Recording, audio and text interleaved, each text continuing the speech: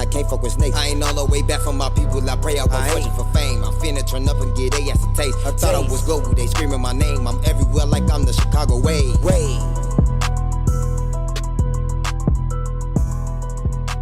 All right. 2 times the charm, 2 times the treat, 2 times the guest, and 2 times the greet. Wow. Welcome back to the Chicago Wave, KChi, and welcome back to the Chicago Wave, Xella Red.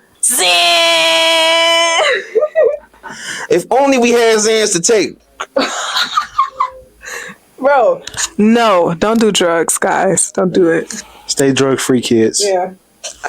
I sponsored this message. Facts. Chicago Wave, man. How you been, man? It's been first interview with KChi and Xella Red of 2025. That's exactly what I was going to say. It is officially the year of 2025. I met both of y'all in 2024. Correct. And we are starting the month of January off doing an interview with each other. So, correct. First off, blessings to see another year with both of you guys. And on top of that, blessings to be surrounded with greatness, and we are working on something that's bigger than ourselves. So to start this year off working with the two of you, it's a blessing. Thank you, Wave. Thank you.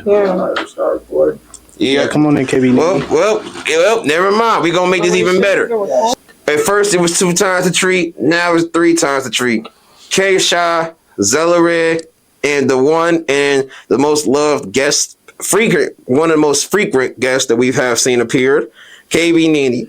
Welcome to the Chicago Wave again for everybody. What's the blessing, bro? Nothing much. In fact, we're actually trying to talk to your other brother. For sure. Little bro. Yeah, what's good, Wave? Nothing much. First question. Let's get to it. Okay, we are going to get straight to it. You could have been on DJU, 16 Shadow, Cormier Cartel, No Jumper, Dre O, True Teller, etc. But you fuck with the Wave for a second time, and I appreciate you for that, and along with the crowd that's with you. All right.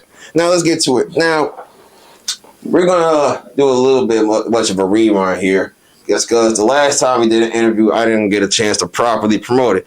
So we're just going to run through the few bases and get to the most important topics of here. So, from Chicago, you are from, yes? Yeah, so KChi, like, really, it's obviously I'm from Chicago, but Atlanta got a big part of me, too. Atlanta got a big part of you? Yeah, Atlanta definitely do. Like, so that's like, of course, I'm from the South Side, like, been back and forth my whole life, but, you know, that's definitely a chapter, you know what I'm saying? There's definitely a story to be told there. That got probably one of the biggest influences on my sound.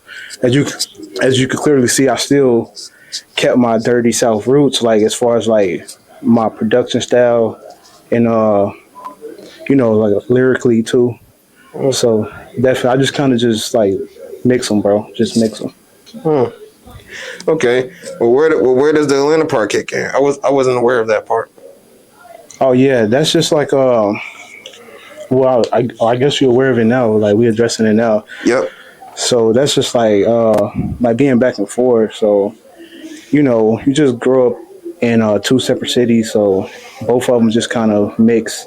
It's like just like different flavors, bro. It's the only way to put it. Okay. So KChi is more than just Chicago. I mean, I'm more than just Chicago. I'm more than just Atlanta, man. I'm one with the world, bro. I'm international. Yep. Yeah. It's not about. It's really not where I'm from. Just ask me what I care about.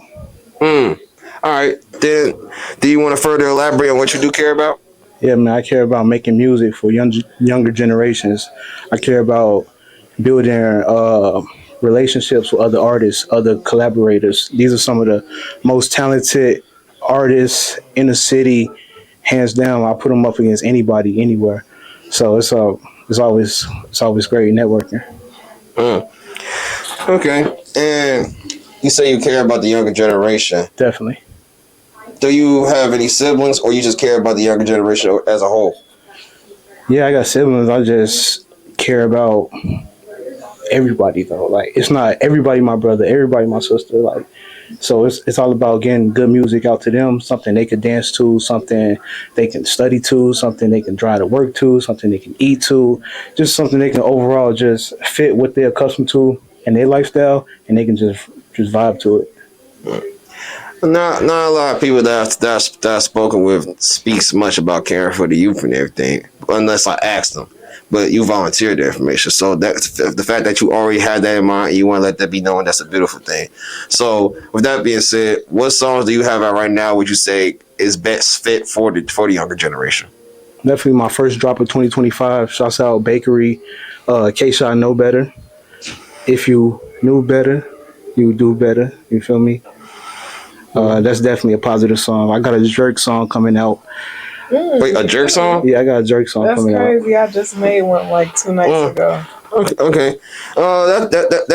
When you say jerk, as in like dancing type shit, or Yeah. So you know the genre, the subgenre?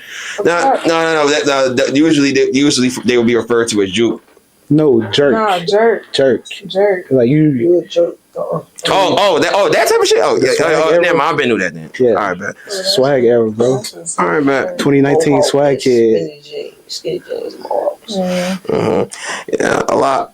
As a matter of fact, we do lack having artists that's out now embracing the jerk music genre and sound. So It ain't even about that. It's just about experimenting. Like I don't put myself in no category. I ain't no jerk rapper. I ain't no drill rapper. I ain't no trap rapper. I got a house album coming out too. a house album. Yeah, definitely. Okay, so you're just doing multiple sounds. No, I'm not doing multiple sounds. I'm just doing what feels natural to me.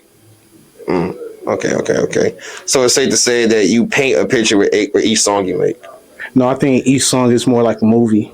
It's more like a time frame. Like when you watch it, it's really telling you where I'm at in my life. Just being more vulnerable. I feel like artists gotta be more vulnerable in their music with the rise of AI, because AI can make beats and copy your voice, but AI don't have emotions. So AI can't really tell you how I feel about KB Nene. It can't really tell you how I feel about Xella Red. It can't tell you how I feel about Chicago Waves. That's why I like being vulnerable. And for one, you once mentioned that you make beats from time to time too, if I'm not mistaken. Yeah, I am. In our last interview. Definitely, I am a producer. So every beat you produce is based off the emotion versus just trying to find any sound. It's all about where I am currently in that time frame. So if I'm feeling like everything's going good, I can create in any scene. So one thing about me, I don't wait till everything is good. Sometimes you gotta create during the madness, and that's when I made some of my best songs, just at my lowest points. So it's really just about how I'm feeling. Okay. All right. And that's beautiful. All right, now you once no. Just now earlier you spoke on caring about network or the artists and everything, and you was just speaking about how AI can't really produce sounds that express how you feel towards Nene, Xella, or even me. So, with that being said, would you care to further elaborate on how you feel towards the two that's next to you? Yeah, man, these are my friends right here. These are my rap friends, my collaborators.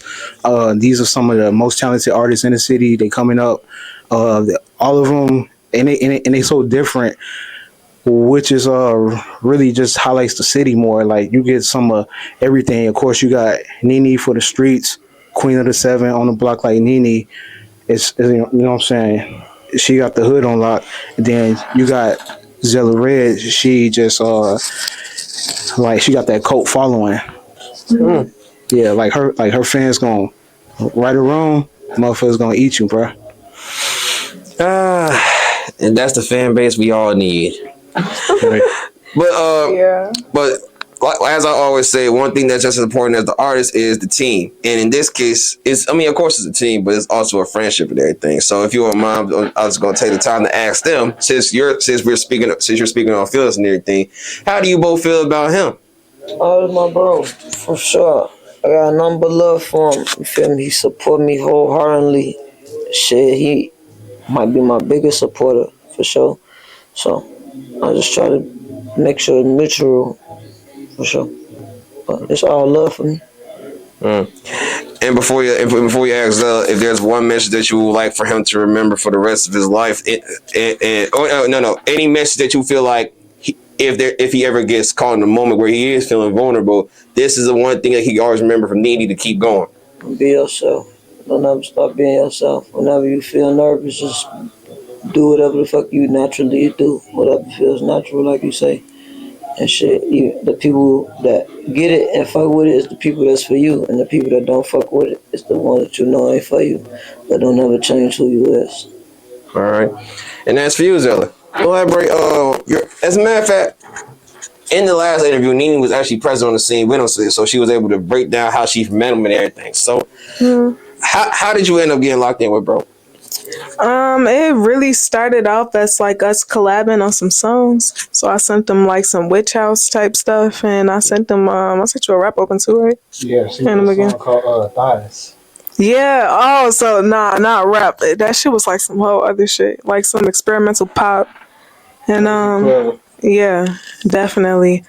And I think my producer Rockstar K made that, but after that, I mean, we really just been locked in for real, like working, shows, like interviews, like yeah. And for him to speak on how what matters to him is network with people that he cares about, which is you and everything, and like that goes to show how serious he is, not only with other people, but he values you, friends more than everything, because that's what we all need to have. So, what's your feelings towards having the friendship with him that you have now?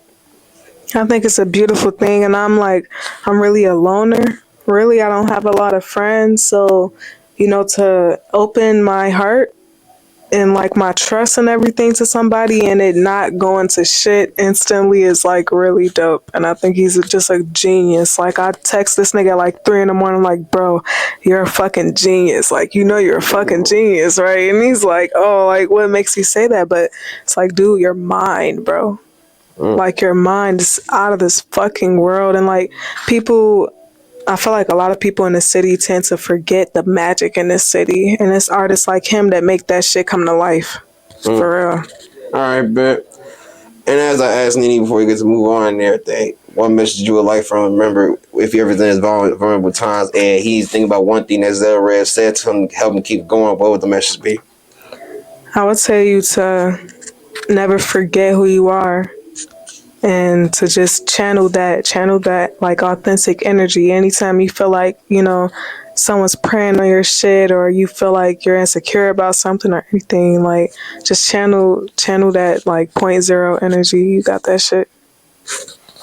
For sure. Well said. Very much so well said. All right. Now, let's get into a few other topics and everything. Now, Before we get into any other topics, is there any personal message that you would like to leave for the world? Because if we're going to have people give you messages for you to remember, you should have something for the rest of the world to remember. I would say focus on your health, mentally and physically, and always love yourself. All right. I think you're the first artist to tell people to focus on health. Not a lot of people talk about that, so that's a good thing. All right, bet. So, I want a vegan girl, bro. Like Billie Eilish. Billie Eilish, yeah. Or who else? All the vegan girls out there. So I take it you're vegan? They say vegan coochie is the best.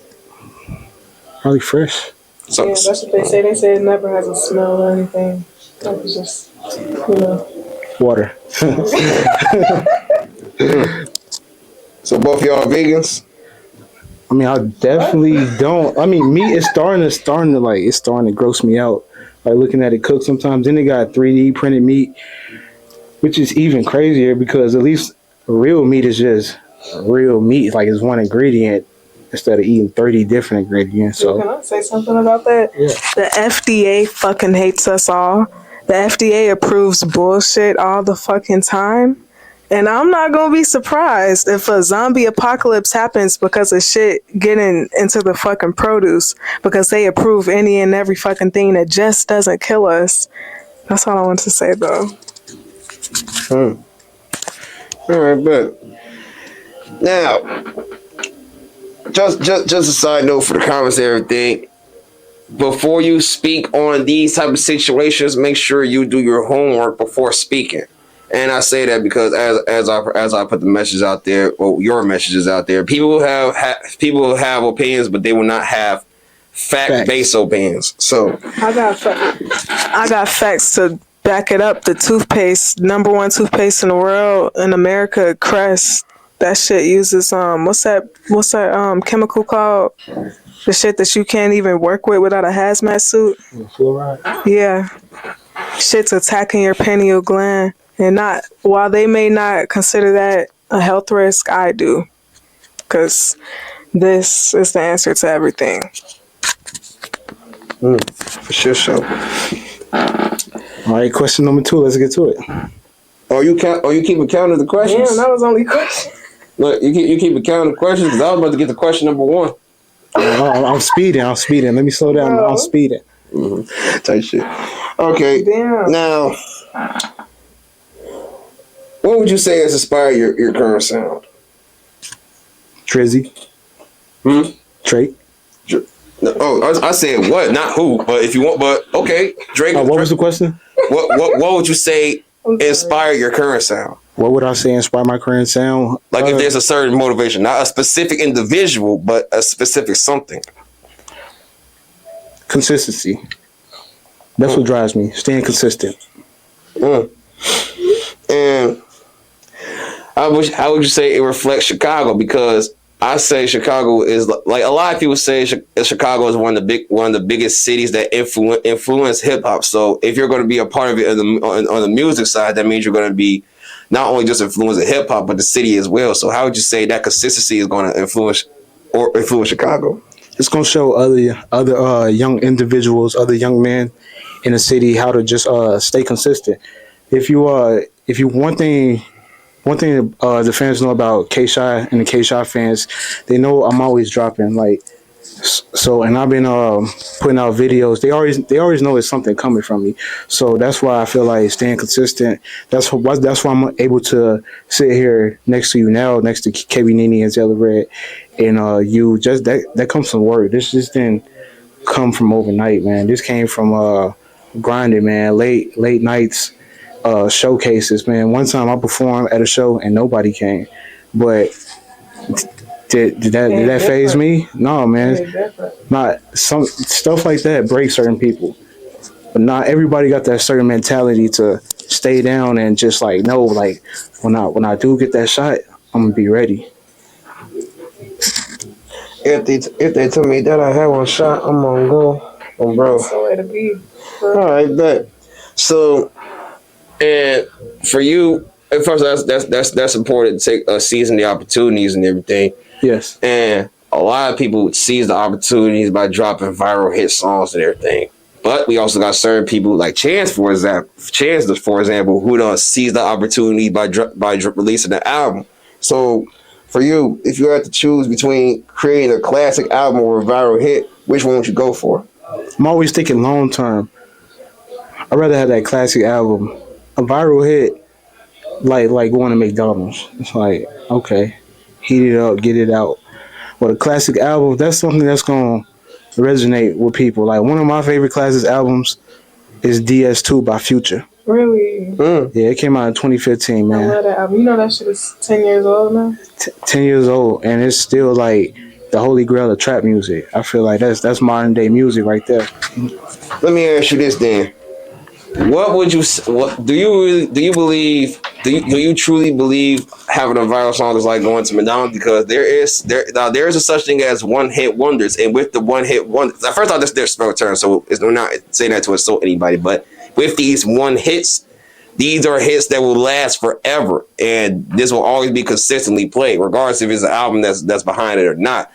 Sometimes that one song can last forever, and that'll be something that could be treated like a classic album. So, do you really believe a viral song is like going to McDonald's? Yeah, because that one song, it's eventually gonna get lost with the other one hit wonders. So that one song is just like I said, it's like going to McDonald's. You pull up, you get it, it's cool, it's hot and ready. After you eat it, it's all gone. And with a classic album, it's like a home cooked meal. If you got McDonald's or a home cooked meal, you're gonna take that home cooked meal. Why? Because it's something that's gonna sustain you. You know that burger, you can eat it now, but you're gonna be hungry in the next 3-4 hours.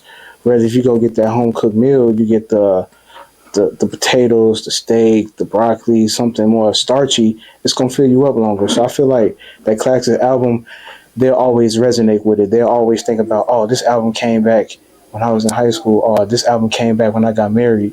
So it just always brings them back. Mm. All right, that's a nice way to put it. Now, do you believe it? Like, first off, you were just speaking about how it's important, how you care about networking and everything. So, do you believe in the term? No. Do you believe in competition in the industry or music scene at all, or not? Yeah, definitely competition. It's like being a rapper is like being in the NFL, like NBA. It's like training camp. Like it's definitely a competitive scene. But just like in real sports, you see on that field, guys go at it. But in the off season, everybody kicks it. So just because, when I'm in the studio, of course I'm trying to put out my best, outdo the next artist. But it's all love at the end of the day. I'll never do anything malicious intentionally to tear another artist down. It's all competition. With that being said, the artists that you network with, or any artist in general, do you view any of them as real competition? Yeah, definitely. They all real competition. They all upcoming artists in Chicago. Now, would you prefer competition or would you prefer collaboration? Both. You need both to keep you balanced. It's like it's kind of like, I don't know if you watch sports or anything, but would you rather be on a team with LeBron James, Kevin Durant, James Harden, fucking Blake Griffin, and Kyrie Irving? Yeah, of course you'll win a lot of games, but would it really be fun competing, or do you just want to play with Kyrie Irving, KB Nene Irving? So I'd rather just keep it like a duo thing. So of course we just keep it professional. And would you say keeping it professional is how the competition pushes you to be better? Yeah, definitely. I think keeping it professional makes sure that every artist, at the end of the day, it's music. So music is like subjective. It isn't like sports where we can, at the end of the year, we can say he's the best at whatever he does because he had the most whatever touchdowns, points scored. But in music, okay, some people might like No Jumper. Some people might like Chicago Wave. There's no real way to measure who's better. So there's enough space for everybody. For sure. All right. Circling back to the music, and you experiment with multiple sounds and everything. What's a genre or a sound in particular that you experiment with that fans wouldn't be expected from you? Yeah, just to circle back. I got the House album coming out soon. Oh, the House. Okay. Yeah, the House album, Deep House. Just the vibe to it. I know some people may not get it, but for the ones that's gonna get it, they gonna get it. Now, let's see. So, do you feel like house is a sound that other artists should embrace as well? Because if we're going to speak on competition or collaborative terms, then that means we should have someone else in the same lane or with the same mindset that you have doing the same thing as you. Yeah. So do you think more artists should try that sound as well? Experiment with house?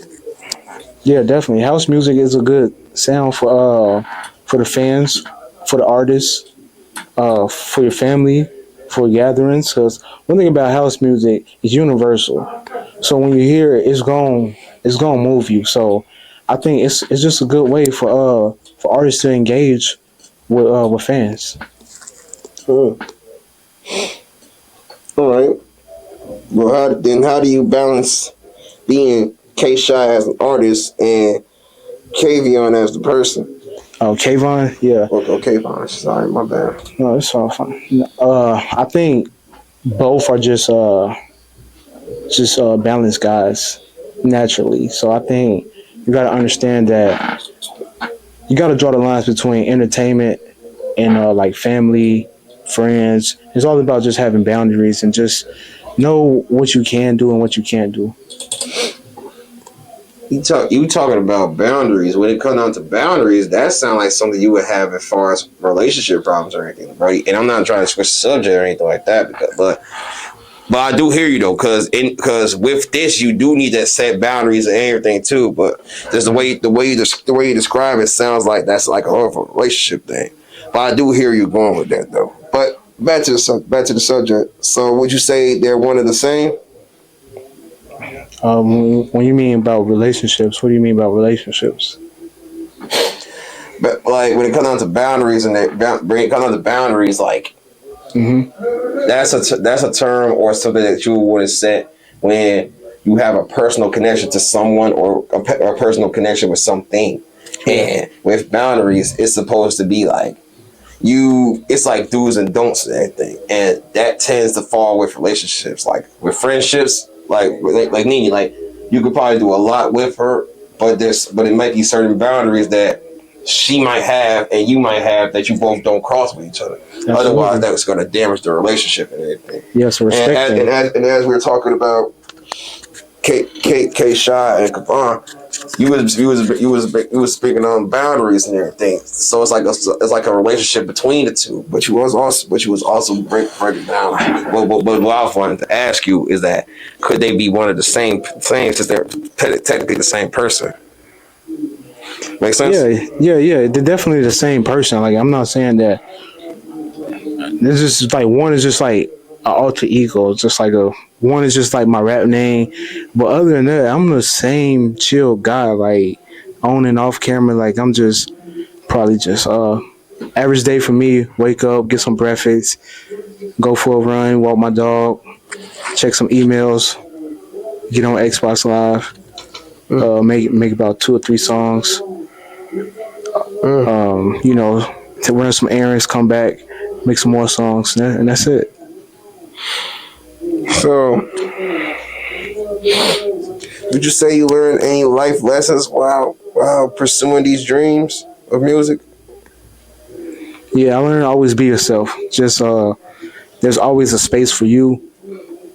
There's rooms ready for you to be in. You just gotta be yourself, be your authentic self, be organic.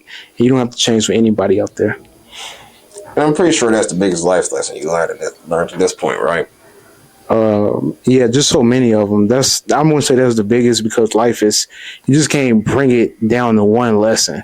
This is life. So, but yes, that's definitely you know what I'm saying. You can put it up there. And looking with these lessons that you're learning, I'm pretty sure you think a lot about your future. So, yeah, 5 years from now, where you see yourself at? See myself double platinum recording artist. That's it. It sounds like a lot can happen in 5 years. So I'm pretty sure there's more that can be done. Yeah, but we're just gonna keep it super simple. You know what I'm saying? Keep it realistic. Okay. Well then, with this realistic vision, how does it reflect on the legacy that you're building today? With the legacy, I don't want to get too caught up into building a legacy because the people that's gonna rock with you, that'll be your legacy. You don't have to go out here and establish a legacy for people to give you praise about. Like you don't have to be known for every single thing you do. I'm just more focused about getting the ideas out there. I don't have to get credit for every idea. It's all about just getting the ideas out there. Well, you don't got to get what for every idea? I'm sorry. I don't have to get credit for every idea. It's all about just getting the music out there, getting the product out there for the fans. All right. Well, let me ask you this. You just said you don't got to get credit for every idea, but you're putting ideas out there. Yeah. Most people who put their ideas out there and they don't receive the credit for that idea, then these are the same people who will say the idea that they put out has been stolen by someone else once they embrace that idea. So why would you not want credit for your ideas? I mean, because nothing's new under the sun at the end of the day. So wherever new idea or whatever new thing you just think you created or think you deserve credit for has already been done before. So it's nothing new under the sun. So that's how I just go about it. I mean, yeah, cool. If people say, oh, yeah, he's the king of this sound or whatever, fine, but thank you. But that's not what I do it for. Hmm. That's a beautiful way of looking at it.